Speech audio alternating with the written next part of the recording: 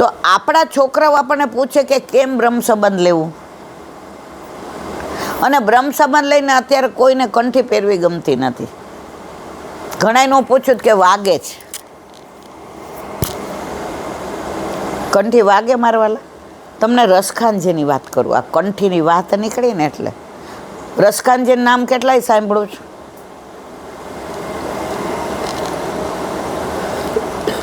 રસખાનજી તમે ગોકુળમાં જાઓ ને એની સમાધિ દર્શન કરવા જેવા છે. તો રસખાનજી ગુસાઈજીની શરણે આવ્યા અને એમનો હાથ ગોવર્ધનનાથજીના હાથમાં સોંપ્યો. તો રસખાનજી આપણી જેમ આવી બે કંઠે નહોતા પહેરતા, આટલા મોટા મોટા કંઠા પહેરે, આટલા મોટા, અને હાલે ને તો વાગે, આમ હાલે ને એટલે બધા વાગે કંઠા. અને ચામડી એવી કોમળ ને કે આમ ચામડી ઘસાય.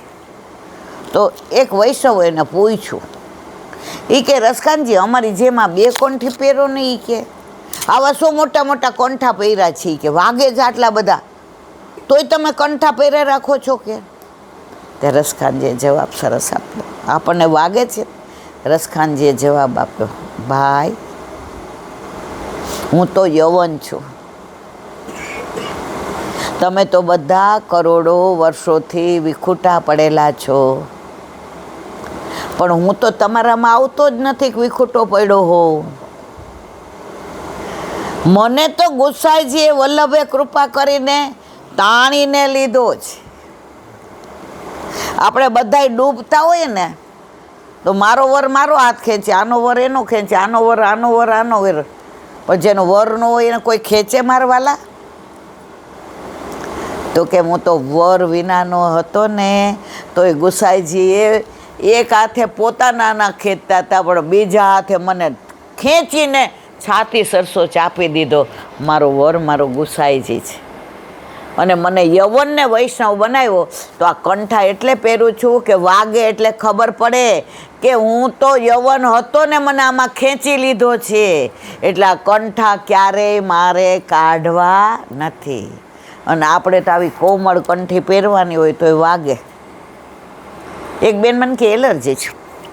મેં તો મારા વાલા સાયન્સે સાબિત કર્યું છે, અમેરિકન બધાએ, કે એલર્જી હોય ને તો તુલસીજીથી વહી જાય.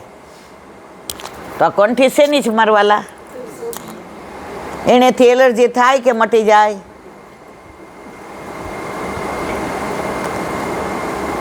પણ કળિયુગમાં આવું જ બધું હોય. હવે એક નાની વાત કરીએ.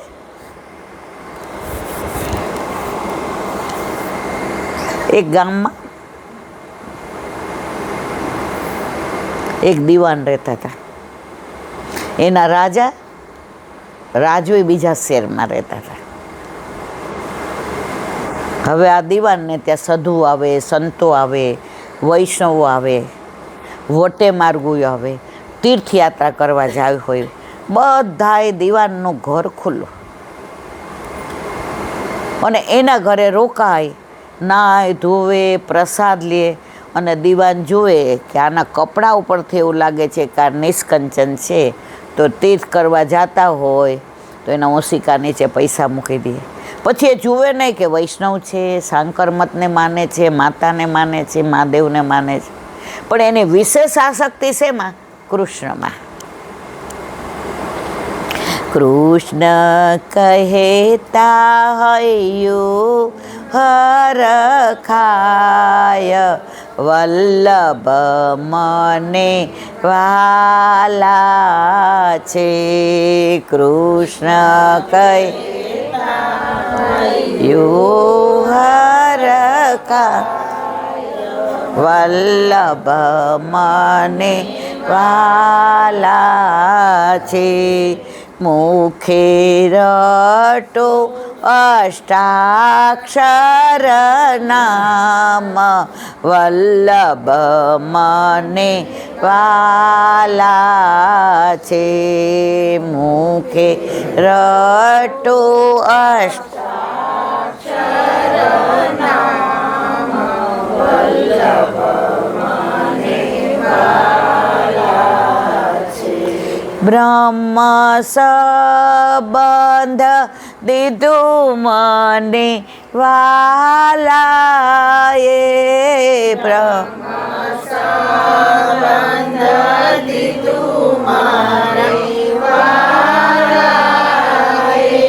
હાથ ગ્રહી લીધો મારો વાલાએ હાથ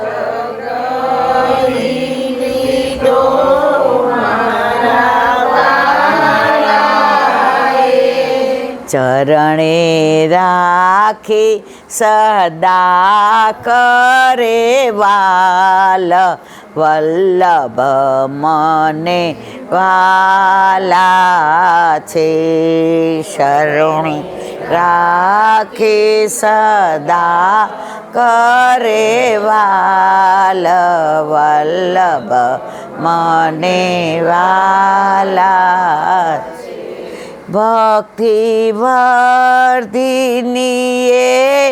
મને ભક્તિ દીધી ભક્તિ મને સેવા ફલની રીત મને શીખવી દીધી સેવા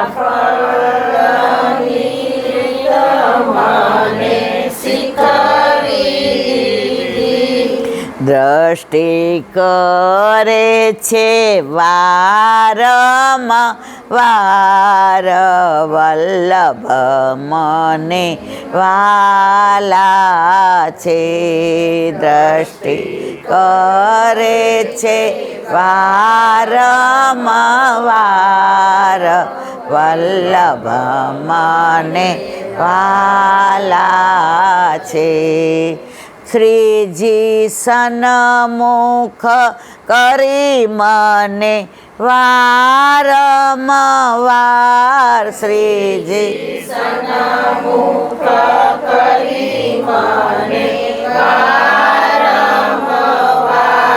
ગૃહ સેવાની શોભા છે અપરમ પાર ગૃહ સેવાની શોભા છે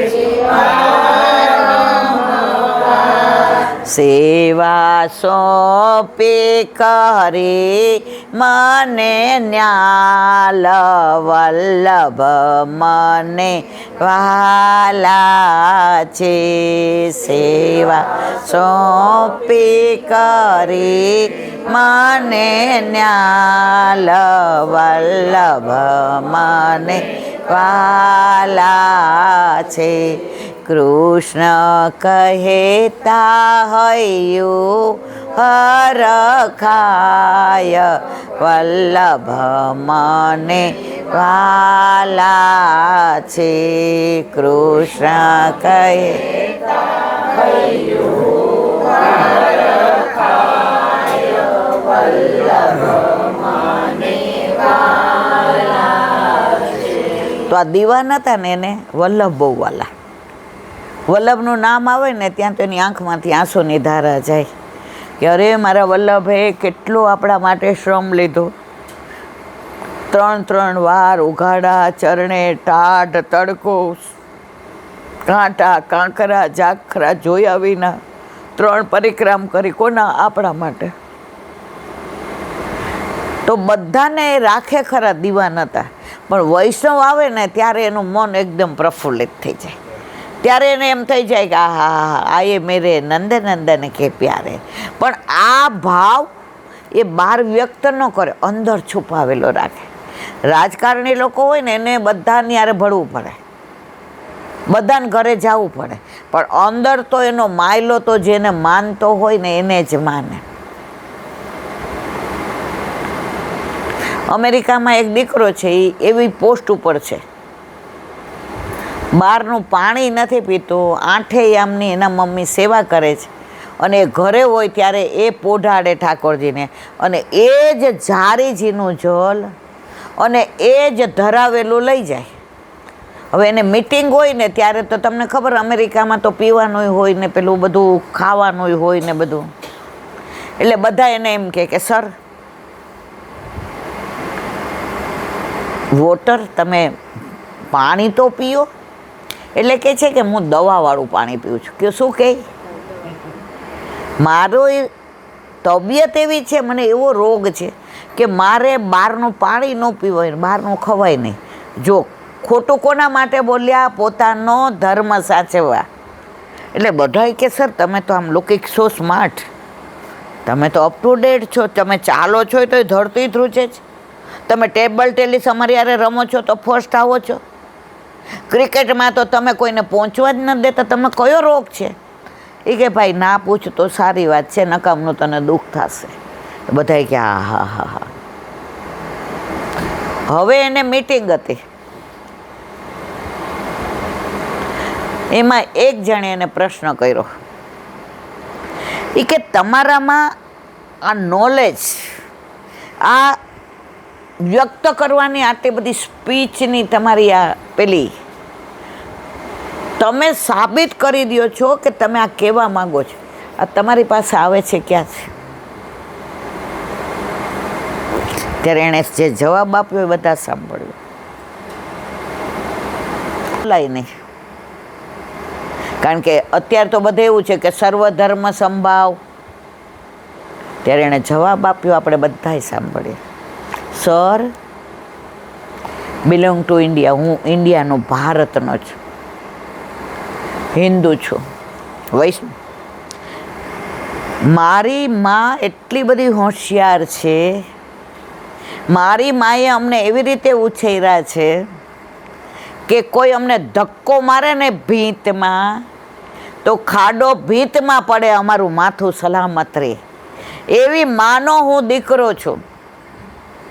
અને મારી માએ અમને ગર્ભમાં એવા સંસ્કાર આપ્યા છે, મનમાં કે મારી માં અમે વૈષ્ણવ છીએ પણ મારે બહાર કહેવું નથી, પ્રગટ કરે રસ જાય. મારી માએ એવા સંસ્કાર આપ્યા છે કે હજી 9 મહિના મને પેટમાં રાખ્યો તો મારામાં 9% હોશિયારી છે, હજી 91% મારી મા પાસે છે. અને જે ઓલા એની સાથે આવ્યા હતા ને એ આને ઓળખતા હતા. ત્યારે એણે કીધું you believe in lord Krishna? વગર ઓલાએ કીધું તમે કૃષ્ણને માનો છો? ઓફકોર્સ હું કૃષ્ણને માનું છું. એની માં કયો ધર્મ પાળતી હતી? વૈષ્ણવ ધરે. ઘરે કોણ બિરાજ્યું હતું? ઠાકોરજી. પુશ કરાવેલા હો મારા વાલા ઓલા રમકડાના નહીં. ત્યારે પેલા લોકોએ સેલ્યુટ કરે કે તારી માને વંદન ને તારી માએ જે તને સંસ્કાર આપ્યા છે એને વંદન. તો વાત આપણા દીવાનની કરતા હતા. તો દીવાન શેમાં માનતો હતો? વૈષ્ણવ ધર્મમાં. એને વાલા કોણ હતા? પણ પોતે દીવાન હતો એટલે બધાનું રાખવું પડે. સાધુ આવે, સંતો આવે, વટે માર્ગુ આવે, બધાને રાખે. એના માટે જુદી ધર્મશાળા હતી. પણ એ જુએ કે ઝાંપીજી લઈને વૈષ્ણવ આવ્યા છે, તિલક કર્યું છે, ગળામાં કંઠી છે, તો એને ક્યાં લઈ આવે? પોતાના ઘરે.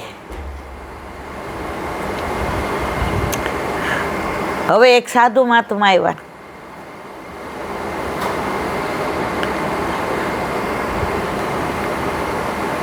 એણે પૂછ્યું કે દીવાનનું ઘર ક્યાં છે? હવે ઘર પૂછ્યું તો બધાએ ઘર બતાવ્યું, પણ દીવાન કહે કે આ બધા માટે તો ધર્મશાળા છે, ઘર તો કોના માટે છે? મારા વૈષ્ણવ માટે.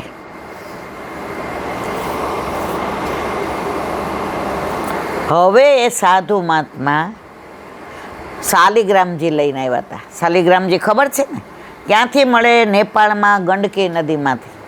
એ પાછી બધી ઇતિહાસ છે, એનો સમય નથી, કારણ કે હવે આપણે બધા એને પછી મોડું થાય.